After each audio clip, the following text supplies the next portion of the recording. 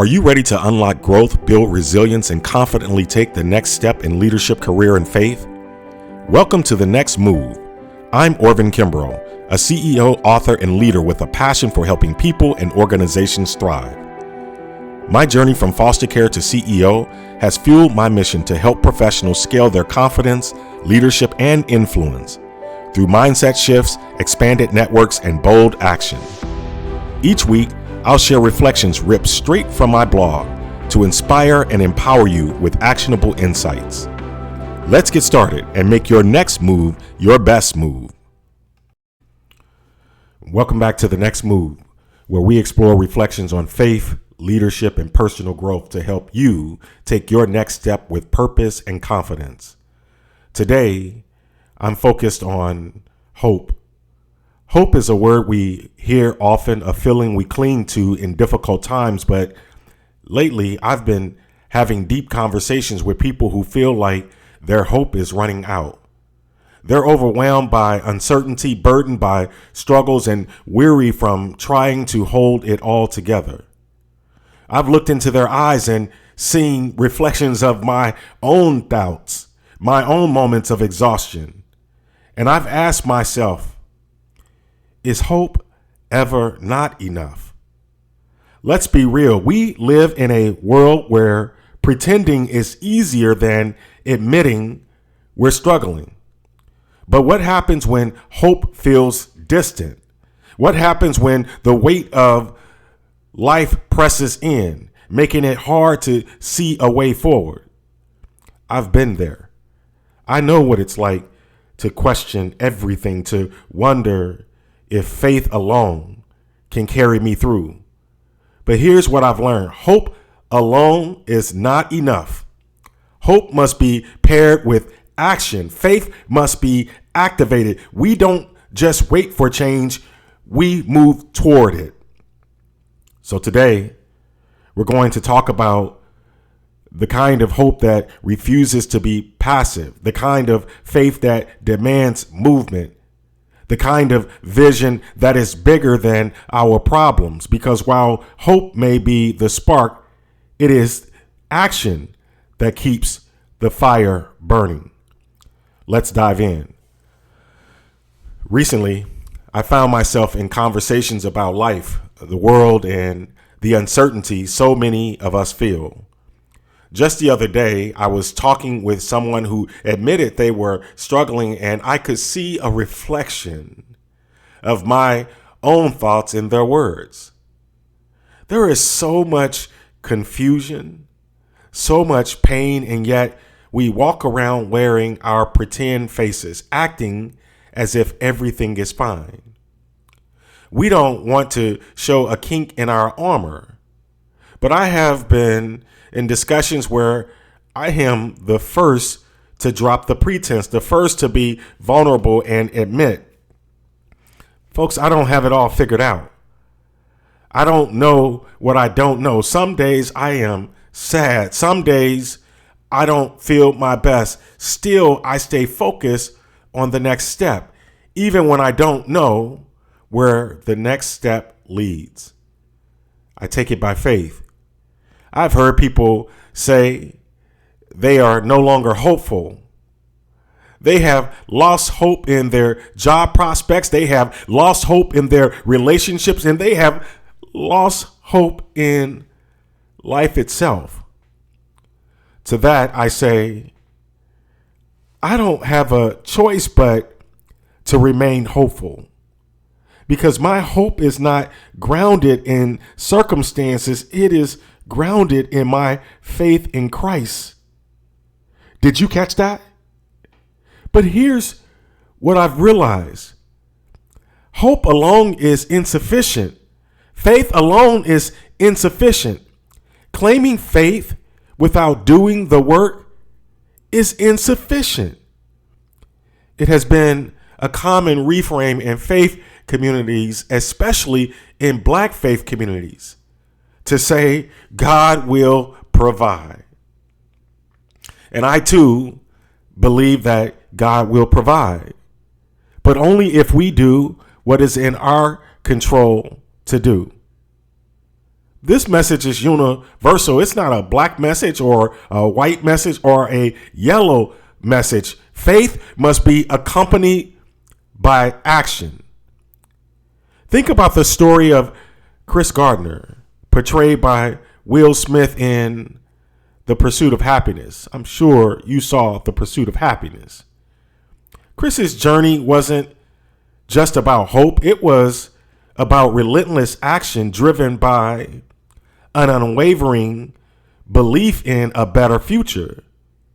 He was a struggling salesman facing homelessness while caring for his young son. He endured immense hardship, sleeping in subway bathrooms, facing rejection after rejection, yet he never stopped working toward a better future.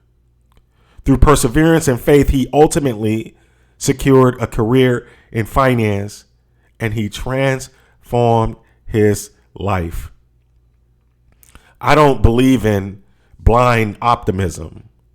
In fact, James 2:17 says, in the same way, faith by itself, if it is not accompanied by action, it's dead. This verse reminds us that faith and hope must be paired with effort. While hope is powerful and necessary, it alone is not always enough. Folks, we must act. I believe in maintaining a vision for a positive future, even in the face of adversity. That vision keeps us focused on our goals and inspires others to do the same. But I also know that life can beat the positivity out of us. It's happened to me. I've seen it happen to others. I've seen it happen both on a personal level and at the population level. I've seen entire groups of people where life has beat the positivity out of them. And when that happens, when the fight has been beating out of you, that's exactly where those who hope you don't rise want you to stay. They want you cornered. They want you defeated. They want you immobilized. When I was a kid, I clung to hope, even when it seemed that all hope was lost, even in the midst of the most traumatic abuses. When my will to live was fractured, there was still a crack where hope could shine through. I think about generations of black people. I think about entire groups in history that others try to erase. I think about Viktor Frankl and his belief in a purpose beyond suffering. I imagine him every day reminding himself of something greater, something bigger. And I do the same. I wake up and remind myself there is something bigger than this moment. Just the thought of that gives me chills. Here's my point. Our vision must become bigger than our problems. Did you catch that? Your vision must become bigger than your problems.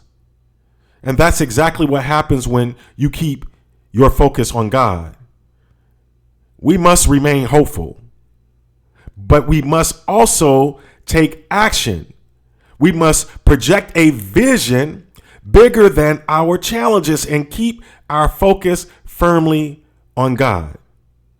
Romans 8:24 through 25 says, "For in this hope we were saved. But hope that is seen is no hope at all. Who hopes for what they already have? But if we hope for what we do not yet have, we wait.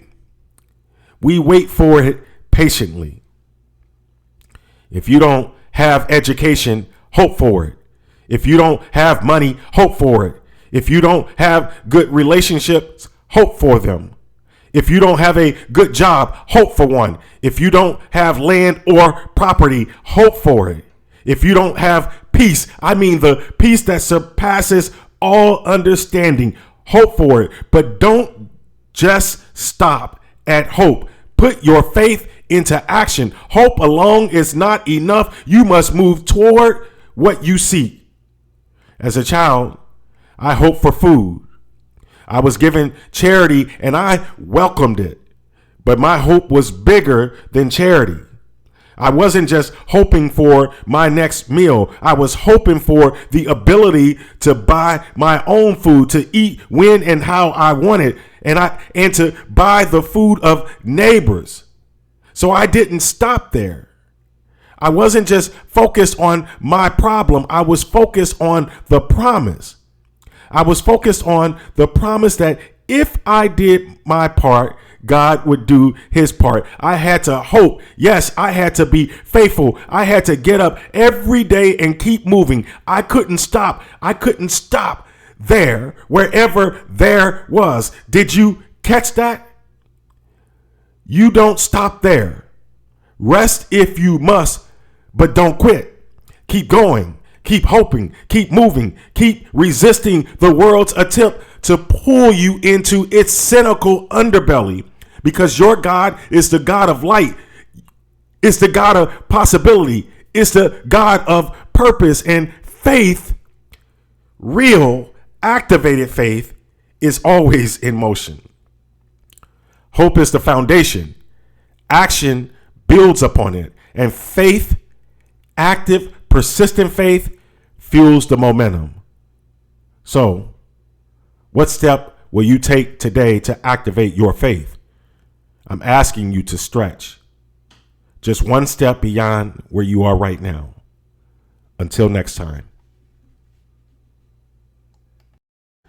Thank you for tuning in to The Next Move. I hope today's reflection inspired you to take the next step in your leadership, career, or faith journey. If this episode resonated with you, share it with someone who might need a little encouragement this week.